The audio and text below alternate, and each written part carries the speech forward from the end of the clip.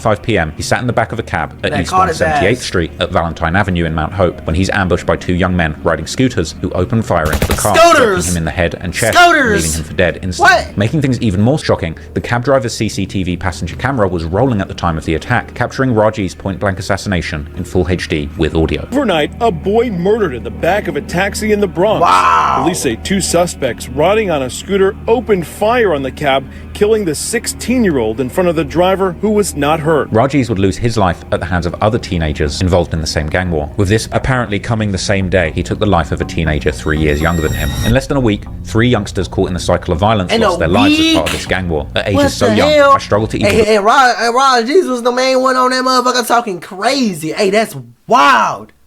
In a week, they knocked 3 of them off? That's how y'all getting down to New York? That's how y'all slinging that fire? I didn't know y'all was like that.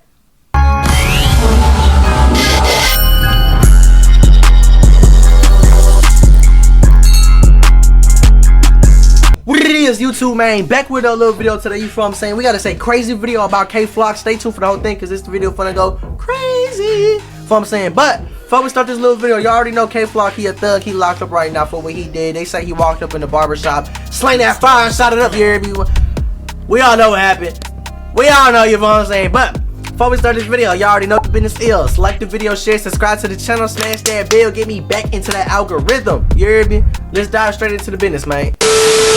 Music reached Brooklyn. The likes of Pop Smoke, 22Gs, and Fabio Foreign made gangster rap cool in New York once again, making music that gave the world a glimpse into the dangerous gang lifestyles of the rappers living there. For a period of time, the borough of Brooklyn was New York's drill capital, but that changed in 2021 with the rise of Bronx drill, with rappers like K-Flock and Dougie B from the Bronx, who had been making music since 2020, beginning to see mainstream success. In 2021, K-Flock, Dougie B, and B Love dropped Brotherly Love, which blew up. This track put the spotlight on this emerging trio of drillers cooking up street music in the Bronx, and they begun carrying the torch for the New York drill scene. K-Flock followed up that success with an even bigger hit when he dropped his song Is You Ready, the hyper-aggressive drill anthem, which is arguably one of the most energizing drill songs ever to be made. K-Flock shouted his way through the song with the energy of a drill sergeant of drills. Here's something crazy. I never even heard a K-Flock song before. I swear to God, I never heard a K-Flock song before, bro. So I don't know why everybody like him. I never heard his music, but I guess his shit be busting. Yeah, guaranteed to make the striker shake. But the song being a drill anthem meant that it of course included pointed disses towards his rivals in the Bronx too. But K-Flock's connection to these particular ops would gain a lot of attention, because K-Flock and his friends are from Sevside, a hood around East 187th Street with a set in the area known as 700 DOA. D-Thang G's, who was not only K-Flock's op, but also his cousin, hails from an infamous New York project building called the River Park Towers, or RPT, with a notorious gang coming out of that block called the YGs, hence the name D-Thang G's. D-Thang would become a popping Bronx drill rapper in his own right off the back of his massive song Caution. This high-energy anthem, one of my favourite songs out of the Bronx drill scenes, put D-Thang on the map too, and once these two beefing cousins blew up,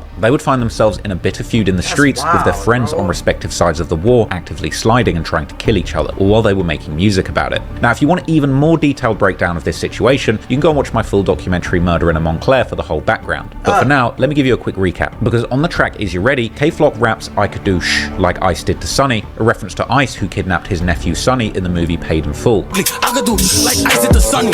With K-Flock basically saying that he doesn't care if they're family, he will still slide on his cousin. The two cousins' feud would become a staple mark of this new drill scene, as fascinated fans would flock to the scene to learn more about this deadly family feud. The beef between D-Thang's YGs and K-Flock's DOA crew had been running for years by this point and had already gone deadly. One of the earliest incidents of serious violence between these two groups occurred on the 7th of April 2020, when a YG's member named Wu Lottie, real name Glenn Cole, was walking in Sugar Hill with other YGs, ultimately being caught by enemies around 1 AM. When a car full of another set of rivals beefing with the YGs, the OGs, pulled up, chasing Wu Lottie and his friends with broomsticks, trash cans, and knives. Lottie would trip over, and the gang set upon him. He said broomsticks, trash cans, and knives. What the hell you chasing? Who the hell chasing somebody with a motherfucking trash can?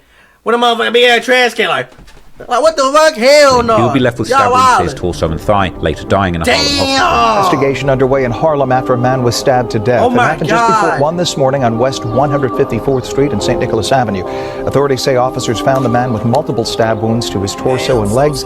His identity yet to be released, and no arrests have been made. Two people were initially arrested, a 28-year-old and a 16-year-old. The man was William Hopetoun, quickly identified by police after renting the zip car used in the crime in his name, with cops later arresting a total of 5 people in connection to the crime. time. During this period, K-Flock was a menace in the streets, regularly spinning his various ops blocks on IG Live, pulling up to their buildings and trying to draw out the ops for a shootout. Come outside, we in front of y'all building. You wildin'. Outside the ops block though? Hell no. Hell no. What happens if you was outside the building, one of them motherfuckers hopped out or looked out the window and started slinging that fire out the window? Wait, never mind. This New York. This ain't Chicago or like up here on North. This is New York. They don't really be having blicks like that for real. My fault. Why does this nigga hit you with a throwing knife though? What did he hit you with a throwing knife through the window or something? Like what the fuck? Face you never went love. You feel me? Like what the wow. Like a warrior. A warrior. I'm not calling no ops. What am I, mom? Making a movie on live. If I got a dog, what am I? That means well, I'm on a block, Tolo. I'm on a block. I'm on a block. I'm on a block. Things would truly heat up in the streets between DOA and the YGs in 2020 and 2021, when a bloody back and forth took place that saw numerous young men losing their lives on both sides. On September the 10th, 2020, 17-year-old named Kethel Wirtz, aka K-Dub or Dubski, was walking on the street in Hoe Avenue in Crotona when he was confronted by two masked gunmen. He tried to run but tripped and was shot multiple times, later passing away in hospital. They just laying that fire. And shared stories of 17-year-old Kethel Wirtz. He was a cool dude, always laughing. He never bothered nobody unless he had to. Yeah, that's a fact. He was just a chill god. The whole crime was caught on camera, but it's far too violent to show you on YouTube. Wild. Surveillance video shows the moments leading up to his death on Hoe Avenue in Crotona. One of the suspects was also seen shortly after walking on Southern Boulevard. A motive is still unclear. Take a good look at this. It look like from the video right here. After walking on Southern Boulevard, a motive. One of the. It looked like they was running and he cut him off and he slanged that fire. Suspects was also seen. Yeah, look, he got a pipe in his hand. After walking on Southern Boulevard, a motive is still unclear. Take a good look at this video. Police are hoping someone recognizes the two men. The cops would later make an arrest, with later unconfirmed speculation circulating that the killer was indeed from Sev's side. However, only days later, there would be another killing seemingly carried out by YG's affiliates. On September the 12th, 2020, 23-year-old Christopher Pagan, aka Yellow, was in a parked car at Jackson Houses on Park Avenue near East 158th Street in Melrose when a gunman approached and opened fire. One man was shot and survived. However, Yellow was hit once in the head and once in the shoulder, leaving him dead at the scene. The YGs would mock Yellow after his death and would begin to reference his name in songs too. 3 people were arrested for the crime, 2 being the shooters and 1 for providing the weapon and driving them, with the younger YGs member implicated in the killing of Yellow actually being caught and confronted on camera outside of court by B Love himself. B Love, you talking about come across the street? I came to court with it. I flop you, throw that up one more time. You talking about? What? Outside the courtroom now? Come across the street. Come across the street, nigga. He ain't going. He ain't going. Suck mine. He's up, nigga. This video was taken by the YGs as a big provocation against the group, and from there the violence would only get worse. But during this time, K-Flock and D-Thang would also go back and forth personally. At the start of 2021, fans would see D-Thang and K-Flock hopping on live together, arguing about who has the best lean and smoke. What? That's that mud. That's that mud. That's that mud. Stupid, yeah. Things would get seriously dark in 2021 when a feud between DOA and an infamous YGs member called Rajiz would spiral out of control. In June of 21, K-Flock went live beefing with Rajiz of the YGs, asking why Rajiz told D-Thang that he shot K in the stomach, with Rajiz saying K-Flock is a snitch for airing out their street beef on live. Oh, damn. What'd you do, Rob? What am I? I might go 6 performances coming in my face. I don't believe you. Nothing you say, because you said, what are you dad? You clapped me my stomach. And you over there capping in your raps. Exactly, you shot me my stomach. What am I doing? Word of my mother, I had my cousin on this. D-Thing even told me. That's who told me. My cousin said you shot me my stomach before. Get me on IG with 1,500 views, say I shot him. Are you high? You talking about high? It's nothing on my stomach. He said there's nothing on my stomach. He never got shot? What? You never did nothing to me. You never. I ain't gonna lie. How was he writing if it never happened? How was that written? Am I mistaken right here? Y'all let me know. What the hell? How is you writing if you never got shot? What the fuck? Now if he would have got hit with that Blickiani, and then he would have, he went on IG Live. Yeah, bro, he shot me in my stomach. I survived. Fuck the ops, this and that. Yeah, you hear me? Like, no, that's different. But If he ain't never get shot, how the fuck is that snitching? Fuck out of here. Miss me with that You not shit. hear what he say? Then on June the 20th, K-Flock's big track, What Y'all Wanna Do, aka Power, releases, with a name and sample borrowed from the famous Kanye song of the same name. Power. In the track, K disses Ra Ra, aka Ra G's, saying that they saw each other and Ra didn't shoot him, and he would also reference Wu Lottie tripping up before he was killed, with K-Flock saying openly that he's a demon and that he spins through the Bronx trying to kill people. 3 days later, on June the 23rd, Ra G's would drop a song with Nesty Flocks, responding to this, and the track is full of disses aimed at K-Flock. On June the 28th, Ra G's would tease a snippet to another song dissing K-Flock on his Instagram, and then a few days later, after D-Thang's latest track, K-Flock would go on IG Live, spinning through the 800 block, which is YG's territory. They gonna come He's through spinning through the ops territory like nothing. They don't want to come. He always going through that shit at the second time. Boy, they trying to spin. Look how comfortable I am on these blocks. What the hell? Basketball players, they so it's about to get lit. Grab their basketball and start leaving. Immediately after that clip began to circulate, Rajees himself would then go live, saying that he's waiting outside for K-Flock to pull up. Somebody tag K-Flock. Somebody tag K-Flock. It's not playing him. Come right back. He said, "Come back." Right now, as we What? speak. You coming through hard and on live, blocking your lives. See your like, what's up? Pop out. I was here. Yo, K-Flock, pop out. Pop out right now. Right now, as we speak. Wanna make shows? You wanna make shows too? Pop out. Water my mother. Pop out right now. Pop out right now. Nigga, where you at? Come up here. Where you at? Like, where you at? He said, "Where you Where? at?" I wish I'd have sued you. You wanna go live on my block and I let nigga you on my block? Like, nigga, I worry about you. Sadly, from here the consequences of this war would get deadly, but not for K-Flock. On the 7th of July 2021 at 11:35 PM, a 19-year-old rapper associated with the YGs, who went by the name Ty Swish, real name Tyquil Doherty, was in the lobby of his apartment on Prospect Avenue near East 182nd Street in Belmont. Here he was confronted by an unknown assailant who shot him in the eye as he attempted to flee. His injuries were too much and he would collapse on the street, apparently being found dead outside of his own home by his mother. 19-year-old Tyquil Doherty was killed in this shooting. Lord. He was shot in the head and lived in this apartment building.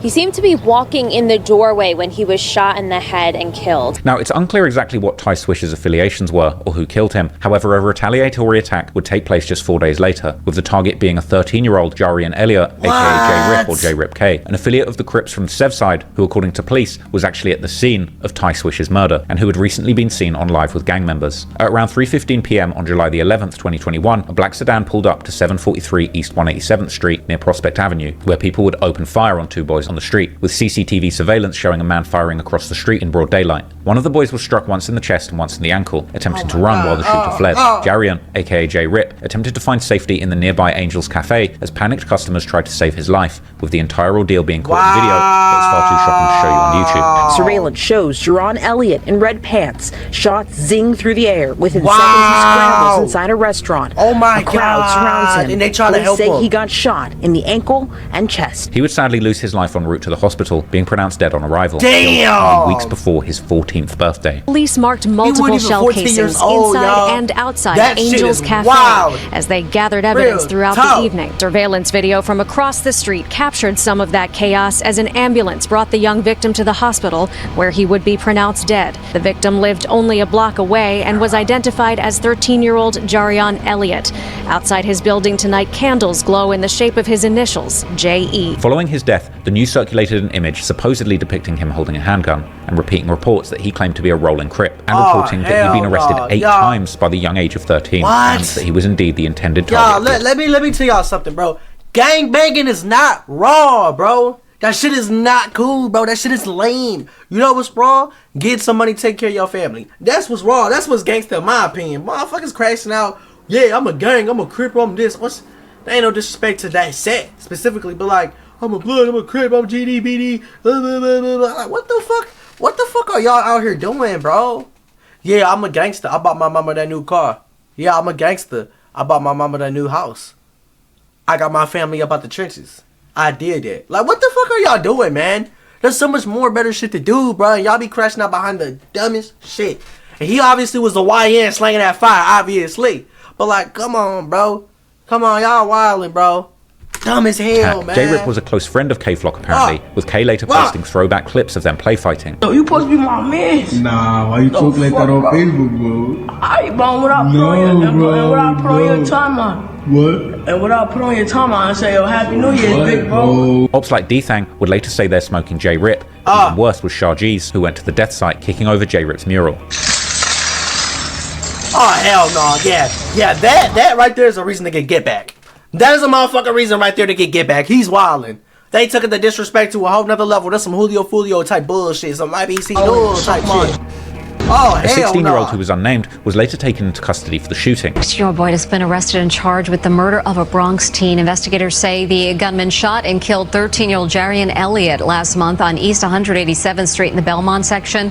Police say the shooting was gang-related and that Elliott was the intended target. With the rumored shooter being a 16-year-old YG's member named Dolo G's, accompanied by Raji's. But the cops wouldn't pick up Dolo for the crime until the following month. Unfortunately for Raji's, the police wouldn't be able to catch up with him before his enemies could. It's said that Ra was at the scene of J-Rip's murder, and therefore was a target for retaliation. If the police knew this, the ops certainly did too. So apparently less than 10 hours after the murder of J-Rip, on July the 11th, 2021, a 16-year-old Ra, aka Raji's, real name Ramon Gil Medrano, was on the way to a music studio. At around 11:35 p.m, he sat in the back of a cab at East 178th Street at Valentine Avenue in Mount Hope, when he's ambushed by two young men riding scooters who opened fire into the car, striking him in the head and chest, leaving him for dead instantly. Making things even more shocking, the cab driver's CCTV passenger camera was rolling at the time of the attack, capturing Raji's point-blank assassination in full HD with audio. But obviously I can't show you that on YouTube. Overnight, a boy murdered in the back of a taxi in the Bronx. Wow. Police say two suspects riding on a scooter opened fire on the cab, killing the 16-year-old in front of the driver, who was not hurt. Raji's would lose his life at the hands of other teenagers involved in the same gang war. With this apparently coming the same day, he took the life of a teenager 3 years younger than him. In less than a week, 3 youngsters caught in the cycle of violence lost their lives as part of this gang war. At ages so young, I struggle to even... Hey, Raji's was the main one on that motherfucker talking crazy. Hey, that's wild. In a week, they knocked 3 of them off. That's how y'all getting down to New York? That's how y'all slinging that fire? I didn't know y'all was like that. God damn, hell any of them no. really had an idea or appreciation of the dangerous lifestyle they'd been born into. But despite the bad things that all of the youngsters involved in this story had allegedly done, I've got the utmost sympathy for them. They never had a choice or the proper guidance to avoid this terrible outcome at such a young age. D-Thang would mourn following the news of his YG's brother losing his life, and other members from the crew mourned the loss as well. Meanwhile, their ops like K-Flock would brag that they are smoking Ra. Others would tag K-Flock's music, referencing the incident, and some suggested that Raji's had said that he was smoking J-Rip after his death, and that now he will get to meet him. It was only a week after the murder of Raji's when K-Flock released his breakout song Is You Ready, catapulting him to the top of the drill scene. But K-Flock had gained infamy amid a backdrop of serious death and destruction, and D-Thang wasn't far behind, clapping back with disrespectful songs of his own. On September the 28th, 2021, D-Thang drops the song Talk Facts, a track which uses a sample of Somebody I Used to Know by Gautier, combined with a booming drill beat. This beat is incredible, and if you know the sample, it's immediately recognizable. But just as the ATK rappers from Jacksonville used a catchy sample of Vanessa Carlton's 1,000 Miles to get everyone singing along to lyrics about their dead ops, D-Thang did the same thing and used this sample to deliver an onslaught of offensive and disturbing lyrics aimed at his rivals. This song cemented D-Thang's place as a leading voice in the Bronx drill scene too, but it was also an indication of heightening tensions in the streets. And only a day after this song released, another young man associated with the Bronx drill scene on K-Flock's side would lose their life again in the most tragic circumstances. On the 29th of September 2021, a Rolling 80s Crip affiliate, 16-year-old Nas Roller, real name Naziah Sanchez, who had allegedly mocked the deceased YG's member Raji's in a Facebook post, was standing on a busy street with another man on East 187th Street near Prospect Avenue, just across the street from where J-Rip had been killed. At 12:50 p.m, 2 men jumped out of a Honda Accord, shooting him in the head and chest. Nas would lay in the street surrounded by shocked members of the public and emergency medical staff who desperately tried to save his life, but they were unfortunately unsuccessful, and Nas would later pass away in St. Barnabas Hospital, with this very not safe for life crime scene being recorded and uploaded to Reddit, once again way too raw to show you on YouTube. This was a truly disturbing scene, and much like the stories that I've covered in Chicago, where brazen assassinations kill ops in broad daylight, leaving members of the public traumatized in the process, drives home just how little care is really... I see why all these motherfuckers popular now. I didn't understand why, but they on some Chicago type timing. That's why they was blowing up. These motherfuckers some little demons. Oh my given god. Human life in these deadly gang wars. After this, K-Flock would pay tribute to his fallen friend, while others would repost Nas's earlier post saying Raji's can't answer the phone, asking Nas to do the same now. D-Thang and the YGs would go on Instagram and mock Nas following the news. Smoking Nas. Yo, They took my brother Nas. As well as that live, D-Thang would make a post suggesting that Nas was sacrificed, while others made posts tributing Rajiz. Things were truly out of control at this point, and having lost so many friends to the streets, K-Flock was on go, ready to shoot at a moment's notice. And repping a gang that's EBK meant that K-Flock would need to be ready to defend against a multitude of gangs in the streets. And unfortunately, soon he would be confronted in the streets and make a life-changing decision that would bring his career to a grinding halt. On December the 16th, 2021, K-Flock is walking with a woman through Sugar Hill, which is the OY territory, another gang that K-Flock's EBK crew has beef with. And this is only a block away from where E.Baby shot the Ready for War video. In fact, just before this incident took place, K-Flock was allegedly on FaceTime with an enemy, posting on social media that he has a gun in his coat, the exact spot where that music video was filmed. According to 1090J, this video was filmed only a few minutes away from where the actual incident took place, because seemingly moments after that video was made, K-Flock is spotted walking by 24-year-old Oscar Hernandez, also known as OY Walker, who comes out of a barbershop and confronts K-Flock, asking him what is he looking at. The security footage that's currently available doesn't show exactly what happens next, as K-Flock is off screen, but a moment later, the victim appears to be shot, flying back and landing on the ground with incredible force in another clip that I can't show you on YouTube. OY Walker would be shot in the neck and back, later passing away at Mount Sinai Hospital. Following the killing, people began to pay respects to OY Walker. That shit crazy, and he took a picture in that goddamn barbershop too, right before that shit probably happened. Holy shit, that's wild. K-Flock did not give a damn. He straight crashed. What you looking at? Straight up that fire. Like, what the fuck? Brody right here wildin', bro. Real talk, y'all. What the hell? That the most famous rapper in the community might have actually been responsible. E-Dot would go on to post Morning Walker and updating his IG to pay respects, saying everything for Wasker. Police would immediately begin investigating the killing. Unfortunately for the shooter, their expensive designer fit was caught on camera. And a day after the incident, the police would release an image of the suspect and the outfit. Surveillance video of a suspect wanted in a deadly shooting in Harlem. The incident took place yesterday morning on 151st Street and Amsterdam Avenue. According to police, Oscar Hernandez was inside a barbershop when the gunman opened the door and asked him, quote, "What are you looking at?" And the victim went outside to confront him. He was fatally struck in the neck and the back. He was later pronounced dead. And it was only a matter of time before they pieced things together, and soon a wanted poster was issued for K-Flock himself, with him facing second-degree murder charges. K had been seen on social media saying that he wants to get any outstanding recording done before he takes some time away, and on December the 23rd, K-Flock surrendered to officers at the 30th Precinct, only 2 minutes away from where the shooting occurred, and the NYPD would ultimately confirm that their well-dressed murder suspect was finally in custody. K-Flock was charged with murder and criminal possession of a weapon, and these charges would rock the drill community, with fans and fellow artists expressing shock and disbelief. As of right now, K-Flock is still awaiting trial for this murder charge, and his sudden downfall from the top of the budding Bronx drill scene represented a huge loss of potential. While I was in New York, I actually went to the location where K-Flock caught this murder charge to try and get an idea of exactly how it must have felt to have been on that block when this confrontation went down. A bit lower down so you can kind of get me in the frame, like kind of crouch.